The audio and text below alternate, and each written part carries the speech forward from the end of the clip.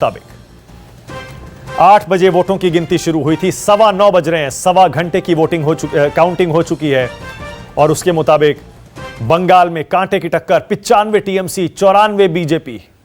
इस तरह का करीबी मुकाबला बंगाल में पहले नहीं हुआ। उसी तरह केरल में भी इस बार जबरदस्त टक्कर देखने को मिल रही है लेफ्ट गठबंधन और कांग्रेस गठबंधन में। लेफ्ट गठबंधन जो कि सत्तारूढ़ है केरल में 60 सीटों पर है फिलहाल। 70 एक बार टच कर लिया था बहुमत का आंकड़ा, लेकिन अब 60 पर आ गया है। कांग्रेस गठबंधन भी बहुत पीछे नहीं है, 57 पर है। 124 सीटों के रुझान हमारे पास हैं केरल में, यानी अभी भी 16 सीटों के रुझान बाकी हैं। पर लेफ्ट गठबंधन, अब देखिए केरल में मुकाबला बराबरी, एकदम बराबरी का हो गया। 57-57 जैसे बंगाल में चल रहा है उसी तरह से केरल में भी कांटे की टक्कर चल रही है। पर बंगाल के आंकड़ों से नजर मत हटाइएगा। बंगाल में क्या कोई बड़ा उलटफेर इस बार होने वाला है? क्या बीजेपी पहली बार बंगाल में सरकार बनाने जा रही है? इस सवाल का जवाब अगले 1-2 घंटे में आपको मिल जाना चाहिए। 2 घंटे में तस्वीर साफ हो जाएगी 11-12 बजे तक, क्योंकि इलेक्ट्रॉनिक वोटिंग मशीनों से बहुत तेजी से वोट अब निकलने शुरू हो जाएंगे। और ये जो कड़ा मुकाबला है, कांटे का मुकाबला, इसमें कौन पार्टी आगे कौन पार्टी पीछे, यह भी अगले 2-3 घंटे में क्लियर हो जाएगा। असम में बीजेपी बहुत कंफर्टेबल लग रही है सत्ता में वापसी करते हुए। 126 सीटें हैं, 50 के रुझान हैं, जिनमें से 30 पर बीजेपी आगे निकल गई है। कांग्रेस गठबंधन आधे से भी कम 14 पर। उसी तरह तमिलनाडु में डीएमके गठबंधन बहुत आगे है, डबल से भी ज्यादा सीटें हैं। और अब देखिए 100 का आंकड़ा बीजेपी ने छू लिया है, टीएमसी ने 102 का आंकड़ा छू लिया है। यानी वो एग्जिट पोल जो कह रहे थे कांटे की टक्कर होगी, बिल्कुल सही साबित हो रहे हैं। 100-102 क्या मुकाबला हो रहा है। जबरदस्त टक्कर आपको इस समय देखने को मिल रही है। सौरभ सिकदर मेरे साथ जुड़ गए हैं। सौरभ, क्या कहेंगे इस लड़ाई पर? 100 बीजेपी 102 टीएमसी। सबको नमस्कार मेरे। और आज ये जो परिवर्तन का दिन है, इसमें एक कहावत है, मॉर्निंग शोज द डेज। तो ये सुबह जैसे टक्कर हो रहा है और आगे चलते हुए जैसे ईवीएम का परिणाम आना शुरू होगा, तो उसमें एकदम आशा है कि अपना बढ़त और बढ़ने लगेगा। देखिए, पोस्टल बैलेट जब गिना जा रहा है, नॉर्मली देखा जाता है कि पोस्टल बैलेट में जो सत्ताधारी पार्टी होता है तो उसका बढ़ोतरी होता है हर जगह। और पोस्टल बैलेट में भी देखिए कांटे के टक्कर है एकदम। तो इसीलिए जैसे जैसे देखिए 30 राउंड आज शायद टोटल काउंटिंग होगा, और 30 राउंड काउंटिंग में जैसे जैसे 3-4 राउंड के बाद से अपना यह बढ़त बढ़ता रहेगा, इसका पूरा उम्मीद। ओके, बीजेपी की तरफ से सौरभ सिकदर कह रहे हैं आज परिवर्तन का दिन है, और ये जो शुरुआती रुझान है इन पर यकीन मत करिए, क्योंकि अभी टीएमसी और बीजेपी के बीच ये जो कांटे की टक्कर है, ये सौरभ सिकदर का दावा है बीजेपी की तरफ मुड़ जाएगी जैसे जैसे इलेक्ट्रॉनिक वोटिंग मशीनों से वोट तेजी से निकलेंगे। 30 राउंड की काउंटिंग है, इसीलिए ये लड़ाई ऐसा लगता है कि आज लंबी चलने वाली है। उधर असम में भी बीजेपी 30 सीटों के साथ कंफर्टेबल दिख रही है। सौरभ, एक कॉमेंट असम पर भी करिएगा, अगर असम में आपकी सरकार आ जाती है। हाँ, असम से मैं बहुत लंबे टाइम से जुड़ा हुआ हूँ मैं वहां मेरा जिम्मेदारी था। तो देखिए असम में क्या है, असम में तो वहां कोई एक्चुअली टक्कर ही नहीं है। वहां पे एकदम पूर्ण बहुमत से बीजेपी सरकार बनाएगा, वहां तो प्रतिपक्ष नहीं है। यहाँ तो हमें टीएमसी के साथ लड़ना पड़ रहा है। और वहां पे असम में जो वहां पे सर्बानंद सोनोवाल और हेमंत बिस्वा शर्मा जी का जोड़ी है, ये जोड़ी के सामने वहां पे कोई प्लेयर है ही नहीं। तो असम तो हम लोग एकदम बहुत कंफर्टेबली विन करेंगे और बंगाल भी जरूर जीतेंगे। ओके, बीजेपी का दावा, असम भी जीतेंगे, बंगाल भी जीतेंगे। बंगाल की लड़ाई देखिए क्या जबरदस्त इस समय एक एक्शन थ्रिलर की तरह आपको दिखाई दे रही होगी। नेल बाइटिंग कॉन्टेस्ट चल रहा है बंगाल में। TMC 110, BJP 100। उसी तरह केरल में भी काफी कड़ी टक्कर चल रही है। लेफ्ट गठबंधन 57 और कांग्रेस गठबंधन भी 57 पर है। लेकिन नजरें अपनी हटाइएगा मत बंगाल की इस टक्कर से। क्या ममता बनर्जी अपनी सरकार बचा पाएंगी? अगर बचा भी लेती हैं तो इस कांटे की टक्कर के बाद क्या वो ममता बनर्जी रह जाएंगी जो प्रचंड बहुमत के साथ लेफ्ट पार्टियों को हटाकर बंगाल में आई थी और सत्ता में 211 सीटों के साथ वापसी की थी। 110 टीएमसी, 100 बीजेपी। ये आंकड़े लगातार बदल रहे हैं। 30 राउंड्स की काउंटिंग है, जैसा सौरभ सिकदर बीजेपी से बता रहे हैं। अब देखना यह है कि ये लड़ाई कितनी लंबी चलती है। 111 टीएमसी, 101 बीजेपी। राजीव रंजन है क्या? राजीव नहीं है। अच्छा, कांगो साहब, कांगो साहब, हाँ कांगो साहब देख लीजिए, आप तो कहीं है नहीं, बंगाल पे आप बोलने से बच रहे हैं। पहले भी मैंने आपसे पूछा था, आप बंगाल में कहीं नहीं है, बीजेपी और टीएमसी हैं बस। देखिए, जब जनता के असली मुद्दे पीछे हो जाते हैं तो जनता के असली मुद्दों के साथ लड़ने वाले भी पीछे हो जाते हैं। इसको आप समझ लीजिए। मैंने पहले ही कहा कि ये खतरे की घंटी बज रही है, पूरे दुनिया में बज रही है और भारत भी उसका हिस्सा होने जा रहा है। ये जो आइडेंटिटी पॉलिटिक्स जिसको हम कहते हैं, जिसको हम कम्युनलाइजेशन, कास्टिज्म, रीजनलिज्म कहते हैं, उसकी खतरे की घंटी है, वो देश में बज रही है और बीजेपी उसका लीडर है, माहिर है उसके अंदर। ये मेरा कहना है पहले से। पर ऐसा क्या हो गया कि केरल में आप अभी भी कड़ी टक्कर दे रहे हैं 5 साल की सरकार के बाद भी, और बंगाल में आपका नामो निशान नहीं है? देखिए, केरल में जो है, मैंने कहीं कहा कि आइडेंटिटी पॉलिटिक्स की लिमिटेशंस है केरल में, क्योंकि वहां की जो डेमोग्राफिक परसेंटेजेस हैं वो ये आइडेंटिटी पॉलिटिक्स करने वालों के लिए बाकी तकलीफ देता है। उसीलिए वहां पर जो है केरल में हमारा जो परफॉर्मेंस है उसके ऊपर इलेक्शंस होते हैं। इसको आप समझ लीजिए। लेफ्ट कहीं भी जीतती है तो कोई आइडेंटिटी पॉलिटिक्स नहीं जीतता है, ये हमेशा समझना चाहिए। हमारे कांगो साहब, मेजॉरिटी कांगो साहब, लेकिन कोई तो वजह की ही बात चलती है। ओके कांगो साहब, ये तो आपको मान लेना चाहिए। मानव जी, हाँ। मैं मीडिया को दोष नहीं देता हूं, लेकिन मीडिया भी उसको ही प्रोजेक्शन देती है। कभी मीडिया ने बताया है कि कितने मजदूर कहां पर वोट डालते हैं, व्यापारी कहां पर वोट डालते हैं, किसान कहां पर वोट डालते हैं? ये इलेक्शन के बाद एनालिसिस होता है, लेकिन इलेक्शन के दौर में इसका कभी एनालिसिस नहीं होता। क्यों नहीं होता? अगर आज दिल्ली के बॉर्डर पे किसान बैठे हुए हैं तो मैं समझता हूं ये इलेक्शन में किसानों का मुद्दा चर्चा में होना चाहिए। नहीं तो इसके लिए एक सेकंड सुनिए ना कांगो साहब, आपको पता है कांगो साहब, जो दिल्ली के बॉर्डर पर किसान बैठे हुए हैं उसका मुद्दा लगातार दिखाया गया, उस पर पिछले 3-4 महीने से रोज चर्चा हो रही है। पर अगर उसका असर बंगाल चुनाव में, असम चुनाव में या कहीं और नहीं दिख रहा है तो ये किसका दोष है? इसका मतलब यह जनता के लिए वो मुद्दा शायद अहम नहीं है, वो आप बताते नहीं है। मेरा ये कहने का मतलब है आप डेलिबरेटली नहीं करते हैं, लेकिन जो जहनीत है वो लोगों की इस तरह से बनाई गई है कि लोगों के असली मुद्दे पीछे चले जाए। जैसा अब आज 2 मई का इलेक्शन है, मैं टीवी पे आया हूं, लेकिन बहुत 90% जो फोन आ रहे हैं वो बेड, ऑक्सीजन नहीं है, बेड नहीं मिल रहा है, यही फोन है। Nobody is asking me election में क्या हो रहा है। तो आज हमारे देश के सामने सबसे बड़ा सवाल कौन सा है? नहीं, बिल्कुल ठीक कह रहे हैं बातें हैं कांगो साहब, वो आप बिल्कुल ठीक कह रहे हैं। इसीलिए न्यूज 24 ने फैसला किया है कि आज हमारी अगर एक आंख इलेक्शन पर रहेगी तो दूसरी आंख हमारी लगातार अपनी जो कोरोना वायरस से हमारी इस समय लड़ाई चल रही है उस पर भी रहेगी। एक एक अपडेट हम दिखाएंगे, इसीलिए हमारा यह फैसला है। लेकिन मैं ये कह रहा हूं, चुनाव के नतीजे एक बार नहीं बार बार, प्रोग्राम देखा आप बार बार चुनाव के नतीजे बहुत अहम भूमिका निभा रहा है कोरोना के बारे में। ये अभी भी मेरा कहना है और मैं इसको देखता हूं। ओके, मैं ये कह रहा हूं कांगो साहब, लेकिन मैं ये कह रहा हूं, आप मान क्यों नहीं लेते कि आप जनता से कटते जा रहे हैं?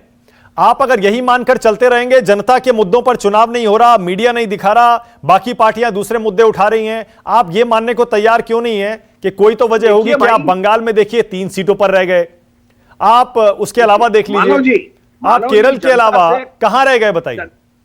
जनता से नॉम चॉम्स्की का नाम आपने सुना होगा, एक बहुत बड़े इंटेलेक्चुअल है जो अमेरिका में कहते हैं, वो हमेशा 1992 से एक कंसेप्ट कहते हैं, मैन्युफैक्चरिंग कंसेंट और हैकिंग ऑफ माइंड। ये 2 कंसेप्ट वो कहते हैं।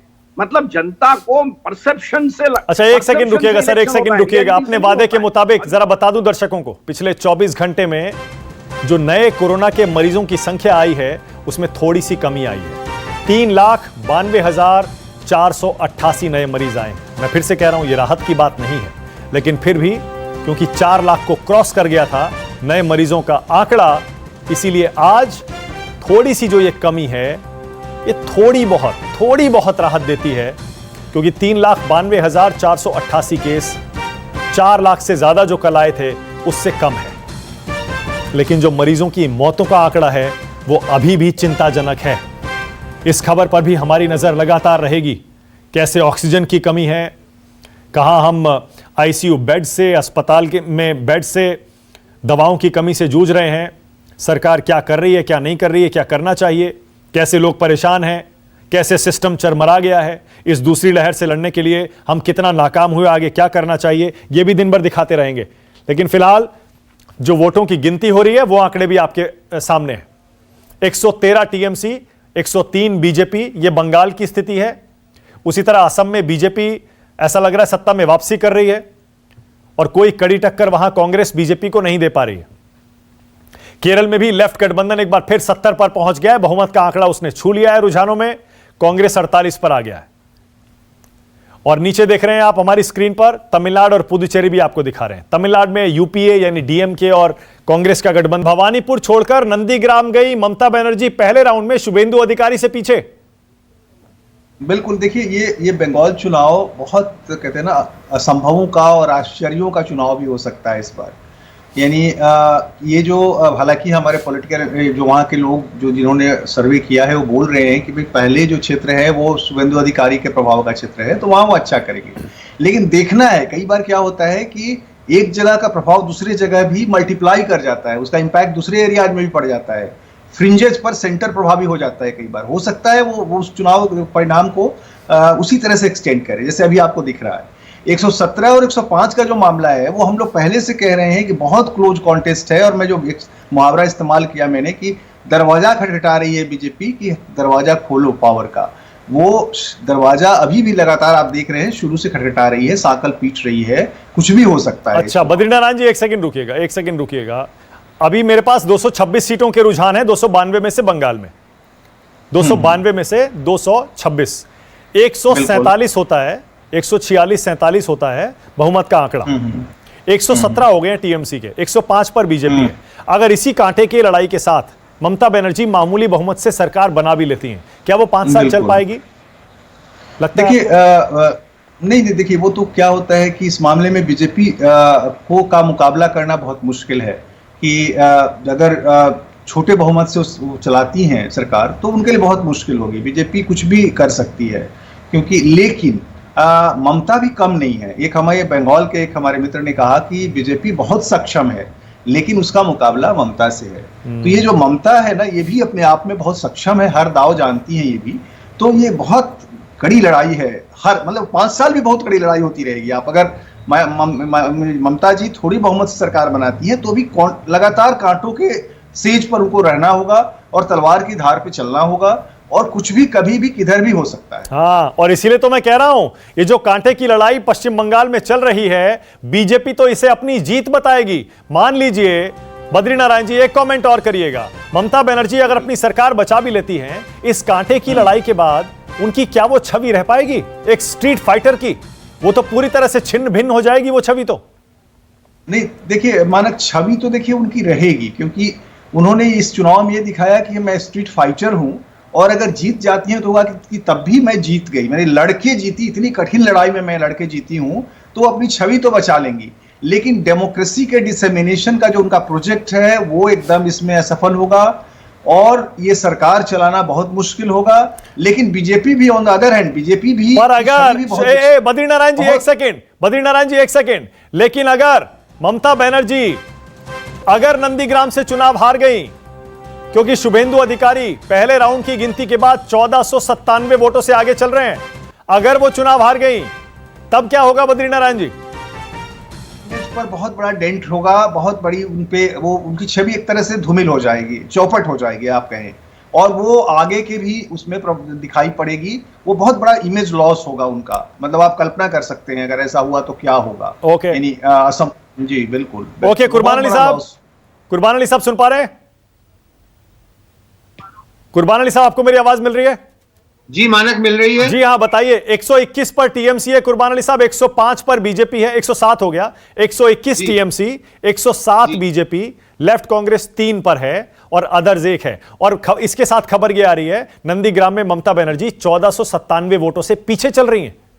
जी तो ये तो अभी राजीव भी कह रहे थे और हमारे वामपंथी साथी भी कह रहे थे कि कुछ पॉकेट्स ऐसी हैं जहां पे शुभेंदु अधिकारी का वर्चस्व था, तो शायद ये वो पॉकेट्स हो। अभी किसी नतीजे पे नहीं पहुंचा जा सकता क्योंकि 30 राउंड की काउंटिंग होनी है, पहला राउंड है, तो फेरबदल हो सकती है।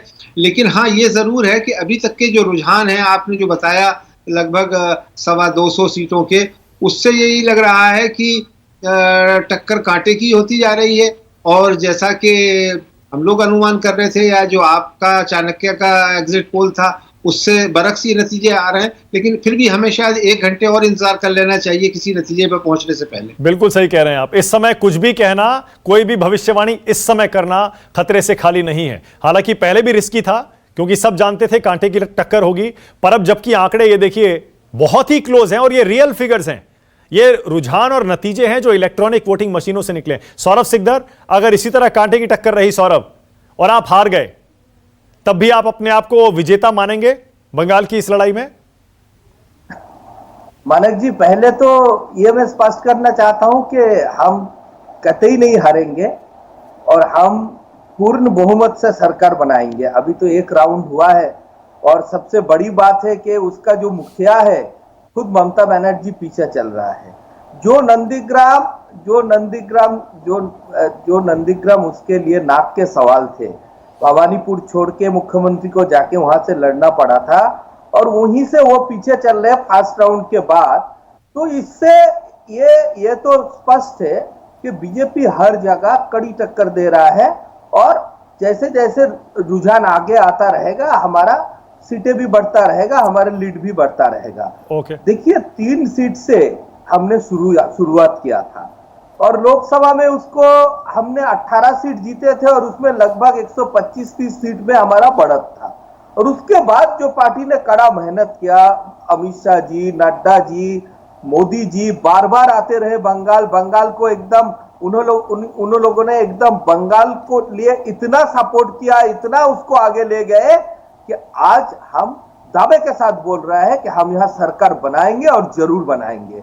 तो थोड़ा और इंतजार कर लीजिए, 4-5 राउंड के बाद से देखना कि बीजेपी का बढ़त बढ़ता जाएगा। ओके, बीजेपी की बढ़त बढ़ती जाएगी। बीजेपी के सौरभ सिकदर कह रहे हैं 120 पर टीएमसी है, बीजेपी 108 पर है, लेकिन पहले राउंड में ममता बनर्जी नंदीग्राम से पीछे चल रही हैं। उन्हीं के पुराने साथी शुभेंदु अधिकारी आगे चल रहे हैं। कांग्रेस साहब, आप कुछ कहना चाह रहे थे इस कांटे की टक्कर पर? पूछना चाह रहा, हमारे बीजेपी के भाई से मैं ये पूछना चाहता था कि बंगाल में वो कि गोवा मॉडल, मणिपुर मॉडल और हरियाणा मॉडल आएंगे क्या? कोचिंग करेंगे क्या एमएलए की?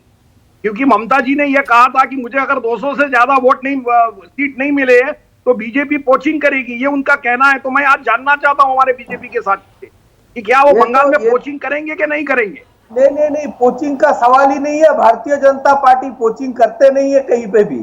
कोचिंग पॉलिटिकल कोचिंग में भारतीय जनता पार्टी विश्वास ही नहीं रखते कांगे जी।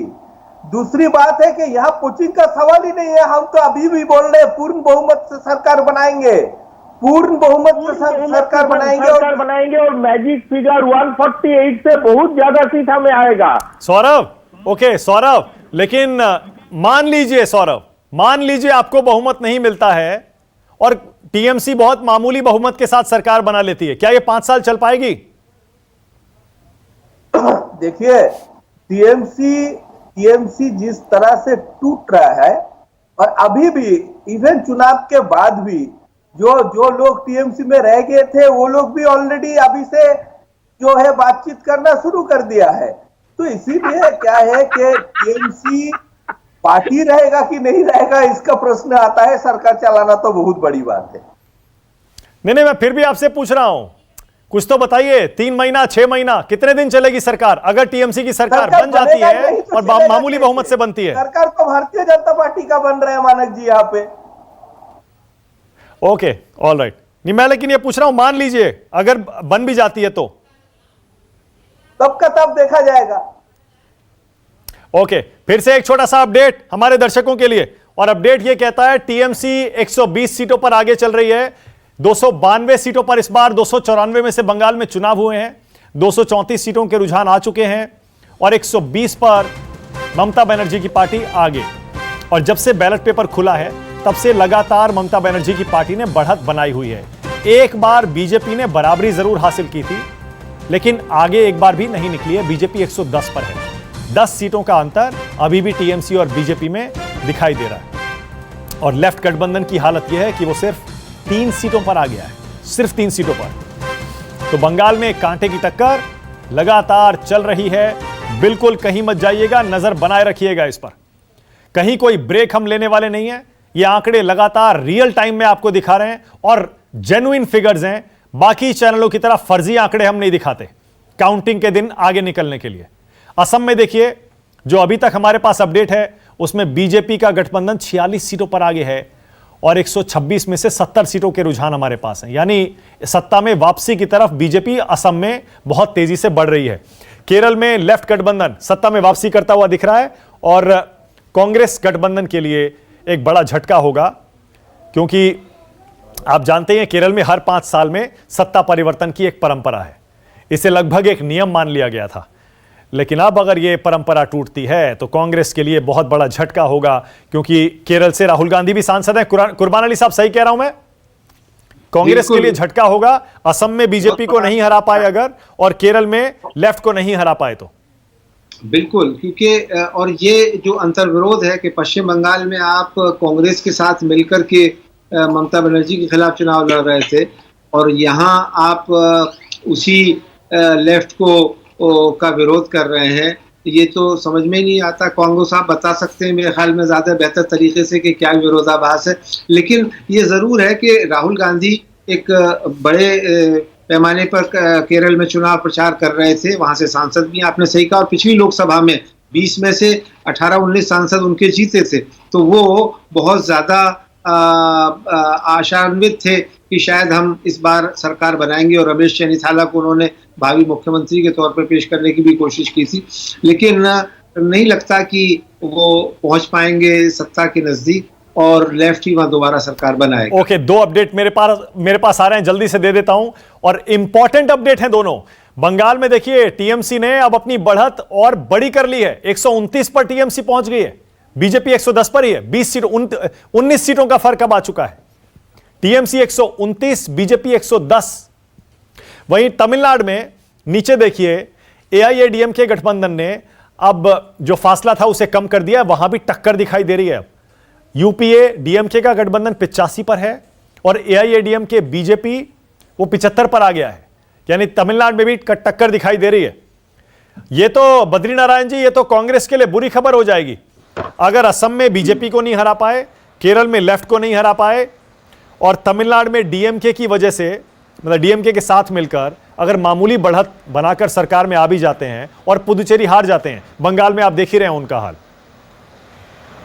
बिल्कुल मानक, कांग्रेस की पॉलिटिक्स इस समय बहुत एक खास तरह से क्राइसिस से गुजर रही है और कुछ ऐसा हो रहा है कि कांग्रेस उस भाषा को नहीं मुझे लगता है रिस्पॉन्ड कर पा रही है, जो अभी की राजनीतिक भाषा, जिसको कि कांग्रेस साहब आइडेंटिटी पॉलिटिक्स और क्या क्या कह रहे थे। मैं उनकी आधी बात से सहमत हूँ, आधी से नहीं सहमत हूँ, क्योंकि जो वो कॉम्युनल नहीं होती। आइडेंटिटी पॉलिटिक्स हमेशा कॉम्युनल नहीं होती, आइडेंटिटी पॉलिटिक्स इंपावरिंग भी होती है। लेकिन ये 2 तरह की भाषा है। कांग्रेस शायद अब वो एक नई भाषा अपनी राजनीति के लिए इमर्ज नहीं कर पा रही है, डेवलप नहीं कर पा रही है, और कहीं कोई बड़ा लैग है उसकी और पीपुल एस्पिरेशन के बीच में। वो उसको अपने ऊपर रीथिंक करना चाहिए और करके एक नई भाषा जब तक विकसित नहीं करेगी वो बार बार शायद असफल होती जाएगी। और ये अच्छा, मतलब ये एक विचित्र स्थिति है इंडियन डेमोक्रेसी के लिए। ओके। और बीजेपी एक लगातार अपनी भाषा को नए ढंग से रिक्रिएट कर रही है और जरूरतों के हिसाब से उसको तब्दील कर रही है और अपने और लोगों को अपने राजनीतिक फोल्ड में ले रही है। ओके, और बीजेपी के लिहाज से बद्री नारायण जी अगर इसे देखें तो बीजेपी, मान लीजिए अगर बंगाल में हार भी जाती है और इस कड़ी टक्कर के बाद हारती है तो असम में बीजेपी जीत जाती है, केरल में उसे कुछ मिल नहीं रहा है, और उसी तरह तमिलनाडु में वो एआईएडीएमके के साथ मिलकर अगर कड़ी टक्कर दे रही है, सरकार में नहीं, लगता नहीं है आंकड़े देखकर सरकार में कड़ी टक्कर दे रही है, और पुदुचेरी में कांग्रेस के विरोधी गठबंधन में वो शामिल हो जाती है सरकार बनाने के लिए, तो वो तो इसे अपनी जीत के तौर पर दिखाएगी कि देखिए असम हम जीत गए, बंगाल में हमने ऑलमोस्ट ममता बनर्जी को हरा दिया, किला भेद दिया, हमने तमिलनाडु में कड़ी टक्कर दी एआईएडीएमके के साथ मिलकर, पुदुचेरी में हम सरकार में आ गए, और केरल में देखिए हमारा वोट परसेंट बढ़ गया। बिल्कुल, देखिए जो बीजेपी के साथ एक इंटरेस्टिंग स्थिति ये है कि बीजेपी उन जगहों पर इनरोड कर रही है जहां वो नहीं थी। यानी आप देखिए, आसाम में नहीं थी, नॉर्थ ईस्ट में नहीं थी, बंगाल में नहीं थी, साउथ में नहीं थी। वो एक तरह से नॉर्थ वेस्ट पार्टी मानी जाती थी, लेकिन जिस तरह से उसने इनरोड किया है सारे जगहों पर,